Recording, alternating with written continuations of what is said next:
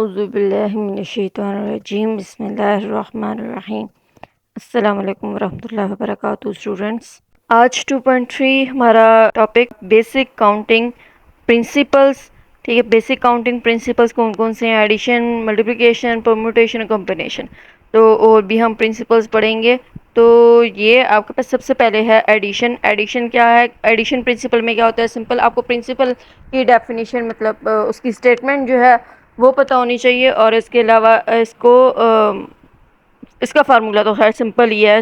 Total जो possibilities हैं या टोटल जो होगा उसको आपने हैं सबको ऐड कर लेना है। ठीक है, तो बाकी नेक्स्ट हम देखेंगे उसमें थोड़ी सी डिटेल होगी और उसको आपने याद करना होगा कि किस तरह से फाइंड आउट करते हैं। एमसीक्यूज में क्वेश्चन भी आ सकता है और सिनेरियो बेसिक क्वेश्चन सॉल्व करने के लिए भी आ सकता है। ठीक है, इसमें भी तो the addition principle of counting is a basic idea for counting the total number of possibilities that can occur when dealing with many events or options that are mutually exclusive।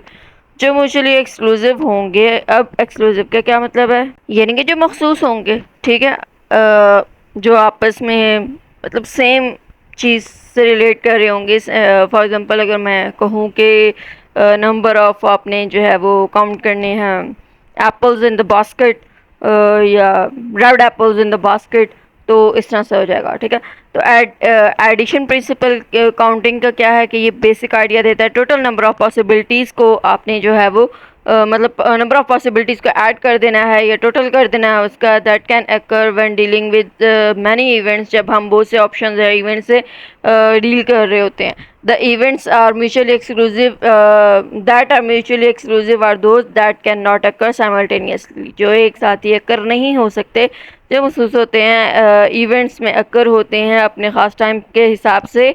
This rule is use to get the total number of ways that can occur that an event can occur. It is typically use when you have to make a choice between multiple options. Multiple options में से आपने choice करनी है, choose करना है, तो उसके लिए ये एडिशन प्रिंसिपल जो है वो यूज़ किया जाता है। एडिशन प्रिंसिपल सिंपल, अब मैंने जो एग्जांपल दी थी कि बास्केट में रेड एप्पल्स जो हैं वो मतलब उनको काउंट करना है। ठीक है, तो यहाँ पे चूज़ करना था ना कि रेड एप्पल ही जस्ट करने हैं मुझे।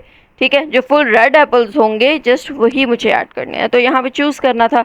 मल्टीपल ऑप्शन है आपके पास फॉर एग्जांपल। ठीक है, या बास्केट में वो जो डिफरेंट फ्रूट्स होंगे और एप्पल्स भी किस्म के होंगे, तो उनमें से रेड जो है वो चूज़ करना है, उनको ऐड करना है, उनको टोटल करना है। ठीक है, addition principle is written as total possibilities is equal to number of possibilities in event A, event B, event till event n तक जो possibilities हैं उनकी number of possibilities हैं उनको ऐड करना है। तो यहाँ पे आंसर आ जाएगा आपका total number of possibilities। Example है ये जिसमें 3 डेस्कटॉप कंप्यूटर्स हैं और 4 लैपटॉप कंप्यूटर्स हैं। तो 3 डेस्कटॉप कंप्यूटर्स, 4 लैपटॉप कंप्यूटर्स, इनको ऐड कर देंगे तो टोटल आपके पास बन जाएगा number of computer options, यानी कि total number of computer options in desktop computer, total number of computer options in laptop computer, इनको ऐड कर लिया, 7 आ गया। नेक्स्ट आपके पास है मल्टीप्लिकेशन प्रिंसिपल। मल्टीप्लिकेशन प्रिंसिपल क्या कहता है? Multiplication principle is used when we are dealing with many events and we have to select one option from each event। बहुत सी इवेंट्स हैं आपके पास और उन इवेंट्स में से एक ऑप्शन आपको सिलेक्ट करना हो, तो उसके लिए आप करेंगे मल्टीप्लिकेशन प्रिंसिपल यूज़। ठीक है, तो ये तो आप जो है वो स्टेटमेंट के तौर पे अगर आपसे पूछा जा सकता है तो आप लिख लेंगे। और एग्जांपल में आपके पास क्या है? बिलाल के पास 3 एप्पल्स हैं, 3 बनानास हैं, 3 बेंच ऑफ चेरीज़ हैं। ठीक है, बंच ऑफ चेरीज़ हैं, तो टोटल आपने बताना है कि how many ways he can make fruit basket by putting fruit of one kind. एक ही किस्म के अगर उसने फ्रूट बनाने वन काइंड की बनानी है तो बास्केट में वो किस तरह से रख सकता है? या तो फिर जो है वो एप्पल एक बनाना एक चेरी रखेगा।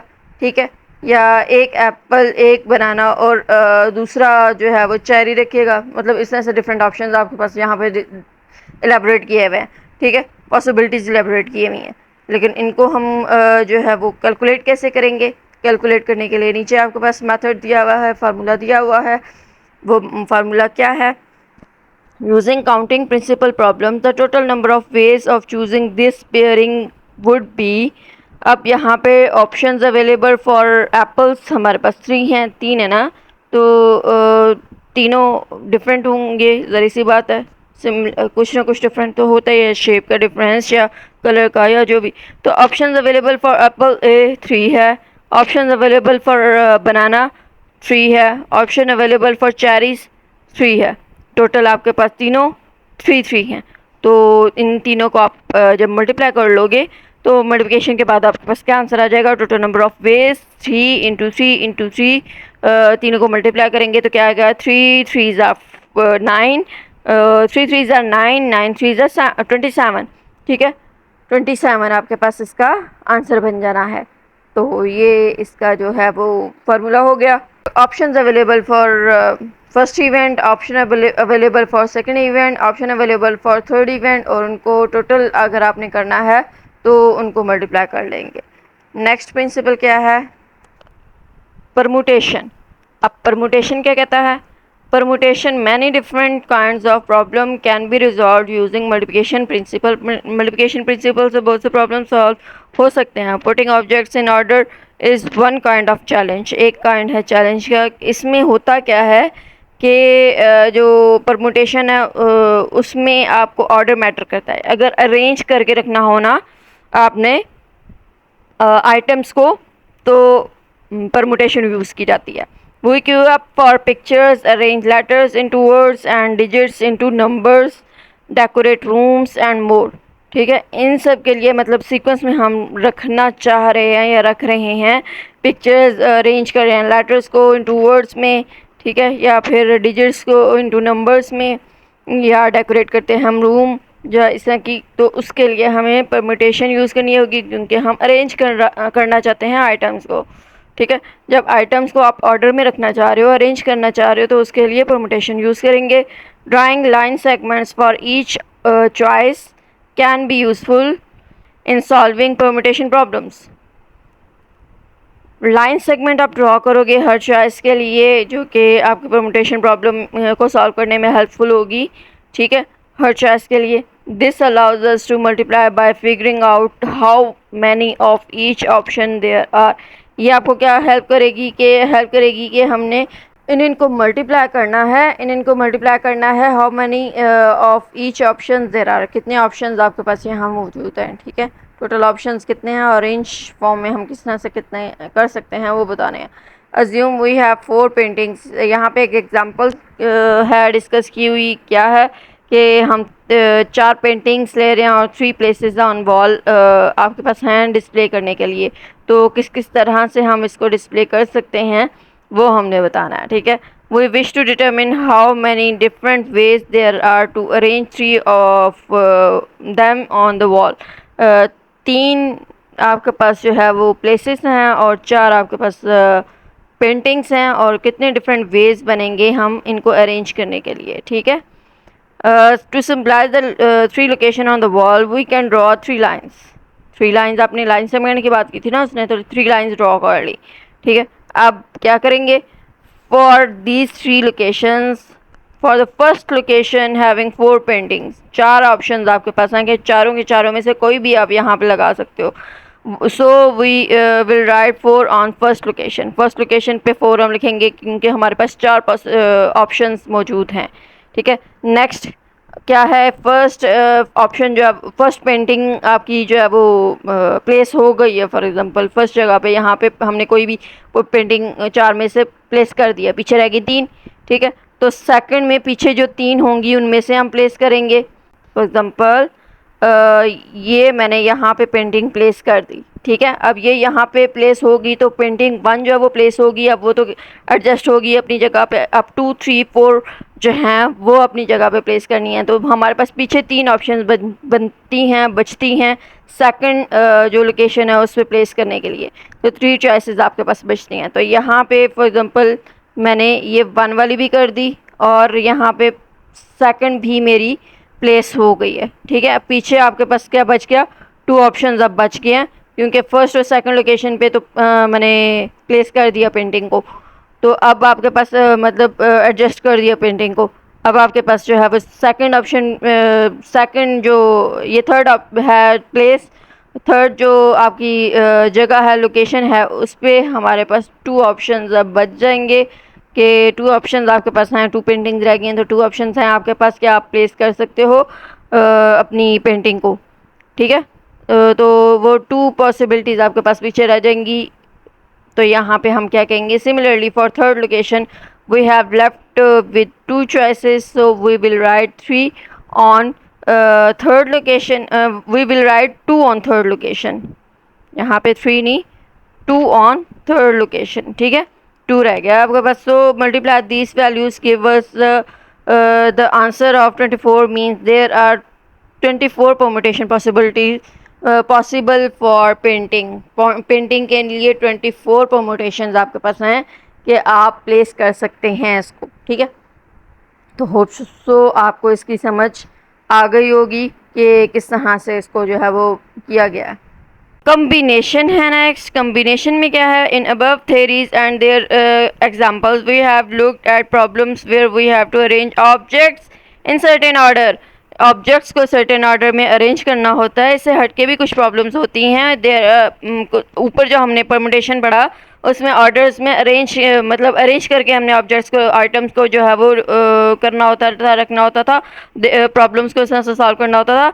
तो यहाँ पे आपके पास कॉम्बिनेशन में क्या है, ऑर्डर मैटर नहीं कर रहा है। विदाउट एनी ऑर्डर या रैंडमली अगर हमने आइटम्स को चूज़ करना है, पिक करना है कलेक्शन ऑफ आइटम थिंग्स में से, तो यहाँ पे हम यूज़ करेंगे कॉम्बिनेशन। लेकिन इसमें क्या है, without regard to order the situation when we are choosing objects and sequence is irrelevant. जब हमारे पास क्या होगा, ऑब्जेक्ट्स यूज़ करने हैं हमने और सीक्वेंस जो है वो मैटर नहीं करती है, तो उसको हम कॉम्बिनेशन काउंटिंग प्रिंसिपल बोलते हैं। जैसा कि हम एग्जांपल ले लेते हैं, कोई पासवर्ड हमने जब लगाना होता है तो पासवर्ड हम रेंडमली जो है वो लगाते हैं। किसी लॉक का पासवर्ड है या बैग में आपका इस तरह का लॉक सिस्टम है, उसका पासवर्ड आपने लगाना है, वो रेंडम आप लगा लेते हो, 000 लगा लेते, 0123 लगा लेते हैं, या इस तरह से कुछ भी, ठीक है। या आपने अपने अकाउंट का बनाना है या अपने मोबाइल में आपने करना है, पासवर्ड लगाना है, तो इसके लिए हम रेंडम नंबर्स यूज़ करते हैं। Consider the above example of painting की एग्जांपल परमुटेशन के लिए को सॉल्व करने के लिए हमने ली थी। तो सो विदाउट, यहाँ पे हमने क्या करना है, पेंटिंग ऑर्डर में नहीं करनी है। तो उसके लिए हम क्या करेंगे, many option there are to select three of four paintings, three और फोर पेंटिंग्स में से थ्री हमने सेलेक्ट करनी है, तो बहुत से हमारे पास ऑप्शंस होंगे। अब यहाँ पे चार पेंटिंग्स में से हमने थ्री सेलेक्ट करनी है, ठीक है, तीन यूज़ करनी है, तो अब हमारे पास जो ऑप्शंस हैं वो डिफरेंट है, ठीक है। तो यहाँ पे नंबर ऑफ परमुटेशन जो ऊपर हमने फाइंड किया था वो 24 था। अब उस 24 को हम डिवाइड करेंगे, किसके साथ हमने डिवाइड करना है, जो थ्री आपके पास ऑर्डर्स आएंगे उनसे, ठीक है। अब थ्री ऑर्डर्स कैसे बनेंगे, ये फॉर एग्जांपल थ्री पेंटिंग है ना मेरी, ठीक है, तो ये एक जो है वो मैंने प्लेस कर दी है, पेंटिंग फर्स्ट प्लेस कर दिया। अब यहाँ पे टू ऑप्शन बच गए हैं, ठीक है। तो नेक्स्ट जो प्लेसमेंट होगी, नेक्स्ट जो जगह होगी, यहाँ पे टू ऑप्शंस आपके पास होंगे, यहाँ पे थ्री ऑप्शंस हैं, यहाँ पे आपके पास टू ऑप्शंस हो जाएंगे, तो टू आ जाएगा, ठीक है। अब यहाँ पे भी मैंने सेकंड वाली प्लेस कर दी है, तो नेक्स्ट जो आपके पास होगी, यहाँ पे आप एक ही ऑप्शन बचता है कि आप यूज़ कर सकते हैं पेंटिंग, ठीक है। इन चार में से ये फॉर एग्जांपल हमारे पास पेंटिंग है फॉर एग्जांपल, ठीक है। तो अब ये जो तीन हमने कोई भी चूज़ करनी है, फर्स्ट हमारे पास तीन ही ऑप्शन हैं। एक फॉर एग्जांपल मैंने वन चूज़ कर लिया है, तो वन अगर मैंने चूज़ कर लिया, पीछे मेरे पास जो है वो दो ऑप्शंस बच जाते हैं, या तो मैं टू यूज़ करूँगी या थ्री यूज़ करूँ, या कोई भी, मतलब दो ऑप्शन है आपके पास, ठीक है। अब दो में से थ्री अगर मैंने यूज़ कर लिया फॉर एग्जांपल थर्ड, ठीक है, तो अब हमारे पास एक ही ऑप्शन बचता है पीछे कि मैं पेंटिंग यूज़ कर सकती हूँ, तो इनटू वन आ जाएगा। तो ये जो है वो हम लेते होते हैं फैक्टोरियल में। थ्री फैक्टोरियल, फैक्टोरियल किस तरह फाइंड करते हैं, फैक्टोरियल मतलब हमने मल्टीप्लाई करना होता है जो नंबर होगा टिल वन तक, 3 into 2 into 1 is equal to 6 phase हो जाएंगे ऑर्डर करने के। तो डिवाइड करना है 24 को 6 के साथ, आपके पास 4 कॉम्बिनेशन आ जाएंगे। Define the number of ways to select 3 out of 4 painting, चार में से तीन पेंटिंग्स अगर आपने सेलेक्ट करनी है, तो आपके पास टोटल जो ऑप्शन हैं वो कॉम्बिनेशन हैं वो 4 हैं। क्या आप चार में से तीन जो सिलेक्ट कर सकते हैं पेंटिंग, वो किस तरह से कर सकते हैं, ठीक है। ऑर्डर मैटर जिसमें नहीं करता। अब यहाँ पे 3 फैक्टोरियल 3 इंटू 2 इंटू 1 होता है। अगर आपके पास फॉर एग्जाम्पल 10 होगा तो 10 इंटू 9 7 6 5 4, मतलब इन सबको मल्टीप्लाई करेंगे 1 तक, ठीक है। इस तरह से हम फैक्टोरियल जो है वो फाइंड करते होते हैं, ठीक है। अब ये आपके पास परमुटेशन और कॉम्बिनेशन का डिफरेंस है। होप सो आपको समझ आ चुकी है। इसमें आपके पास क्या है, पिजन होल प्रिंसिपल में सिंपल आपके पास 10 पिजन्स हैं, और जो प्लेसेस हैं, जगह हैं, वो आपके पास 9 हैं। तो ऑब्वियसली आप एक जो पिजन होगा वो रह जाएगा। 1 1 आपने प्लेस करना है हर जो बॉक्स है उसके अंदर। तो एक ऐसा आपके पास होगा जिसको आपने किसी ऐसे बॉक्स में प्लेस करना पड़ेगा जहाँ पे एक पहले से मौजूद होगा। मतलब एक बॉक्स में जो है एक एक्स्ट्रा मोर देन 1 आपको रखने पड़ेंगे। तो ये रूल है सिंपल सा यहाँ पे कि अगर जो है वो एक आपके पास n बॉक्सेस हैं, ठीक है, और प्लेसेस आपके पास प्लेसेस n है, और जो बॉक्सेस हैं वो जो मतलब आइटम्स हैं वो आपके पास n+1 है, ऑब्जेक्ट्स n+1 है, और प्लेसेस n है, बॉक्सेस n है जहाँ पे आपने प्लेस करना है ऑब्जेक्ट्स को। तो ऑब्वियस सी बात है कि एटलीस्ट 1 बॉक्स कंटेन 2 और मोर ऑब्जेक्ट्स। ये इसका जो है वो मेन, आप जब क्या कहते हैं इसके बारे में कॉन्सेप्ट आएगा तो यहाँ से आपने सबसे पहले तो ये लिखना होगा, ठीक है। उसके बाद एग्जांपल देंगे, कोई भी एग्जांपल दे सकते हैं। ऊपर पिजन वाली जो है वो ये भी एग्जांपल में ही शामिल होती है, और नीचे ये भी एग्जांपल में ही आती है, ठीक है। तो सबसे पहले तो आपने क्या बताना होगा, if we have an places or n places or boxes, and we have n+1 objects, n कोई ऑब्वियस सी बात है कि पॉजिटिव जो है वो इंटीजर्स होंगे, नेगेटिव में तो हो ही नहीं सकता ना, कोई बॉक्सेस या प्लेसेस नेगेटिव में तो नहीं होते, ठीक है। तो we have n+1 objects to be placed, then at least 1 box contain 2 or more objects। यहाँ पे ये इसका जो है वो पहले आप बता देंगे पिजन होल प्रिंसिपल के बारे में, ठीक है, एग्जांपल के तौर पे। उसके बाद आपने बतानी होगी, एग्जांपल के तौर पे आपने बताना होगा कि suppose you have 13 apples and जो आपके पास 12 हैं वो बास्केट्स हैं। According to pigeon hole rule at least 1 basket will contain more than 1 apple, ठीक है। तो ये एग्जांपल आ जाएगी आपके पास, या तो ऊपर वाली एग्जांपल दें या ये वाली एग्जांपल दें। बस ये सिंपल सा आपका जो है वो रूल था। इंक्लूसिव और एक्सक्लूसिव में आपके पास क्या आ जाता है जी, एडिशन प्रिंसिपल को आप रिकॉल करें। यहाँ पे वो कह रहा है that states if task can be performed in one of n ways and one of m ways. मतलब आपके पास 2 मेथड्स हैं किसी भी टास्क को परफॉर्म करने के लिए। n आपके पास एक फॉर एग्जांपल एक n है आपके पास, और दूसरा आपके पास m वे है, m मेथड है, ठीक है। तो दोनों मेथड्स को आप क्या करेंगे, प्लस करेंगे विद नो कॉमन, उसमें कोई कॉमन नहीं होना चाहिए। तो n+m आप करेंगे तो टोटल आपने फाइंड करने हैं कितने वेज हैं आपके पास, तो n+m वेज आपके पास होंगे किसी भी टास्क को परफॉर्म करने के लिए। कोई भी काम आपने करना है तो उसके फॉर एग्जांपल 2 मेथड्स हैं, ठीक है, तो एक 1 है और एक 2 मेथड सेकंड मेथड है। तो दोनों को आप ऐड कर लेंगे तो टोटल आप बताएंगे कि कितने वेज हैं, कितने मेथड्स हैं जो है किसी भी टास्क को परफॉर्म करने के, ठीक है। तो ये है जस्ट n और m सपोज किया हुआ था, n+m वेज आपके पास आ जाएंगे, लेकिन यहाँ पे कोई कॉमन नहीं होना चाहिए। अगर कॉमन होगा तो प्रॉब्लम हो जाएगी, अगर कॉमन होगा तो उसको माइनस हमें करना होगा, ठीक है। जाहिर सी बात है, जो चीज़ कॉमन आ रही है, जो चीज़ रिपीट हो रही है, बार बार आ रही है, उसको हम जो है वो माइनस कर देंगे। but if there are some ways in n and m do the task, then according to the inclusive exclusive principle के accordingly जो हम sum कर रहे होंगे number of ways to complete a task, one way sum करेंगे हम उसको, sum the number of ways to complete one task and sum the number of ways to complete another task। दोनों का हमने sum कर लिया, and then subtract। सबसे पहले आपने क्या करना है, यहाँ पे जो इंक्लूसिव एक्सक्लूसिव का अगर आपको क्वेश्चन आ जाता है तो आप क्या करेंगे, यहाँ पे आप कहेंगे according to the addition principle if task can be performed in one of n ways and one of m ways with no common of 2 m+n, then their total will be n+n m ways to complete the task।